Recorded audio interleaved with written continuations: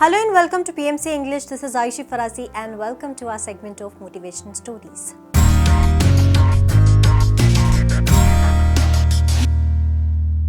We often think in life that what are the important things in life. So today's story is based on this title, that is Important Things in Life. A philosophy professor stood before his class with some items on the table in front of him. When the class began, wordlessly, he picked up a very large and empty mayonnaise jar and proceeded to fill it with rocks, about 2 inches in diameter. He then asked his students if the jar was full. They agreed that it was. So the professor then picked up a box of pebbles and poured them into the jar. He shook the jar lightly and the pebbles, of course, rolled into the open areas between the rocks. He then again asked the students if the jar was full. They agreed it was. The professor picked up a box of sand and poured it into the jar. Of course, the sand filled up the remaining open areas of the jar. He then asked once more if the jar was full. And guess what?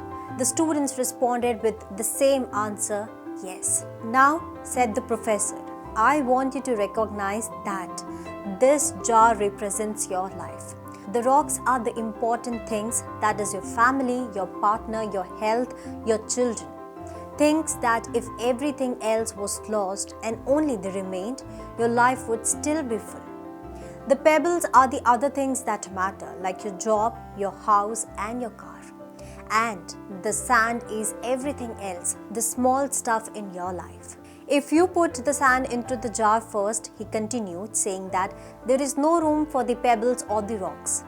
The same goes for your life. If you spend all your time and energy on the small stuff, you will never have a room for the things that you are important to. So pay attention to the things that are critical to your happiness. Play with your children, take your partner out dancing, and there will always be time to go to work, clean the house, give a dinner party or fix the disposal.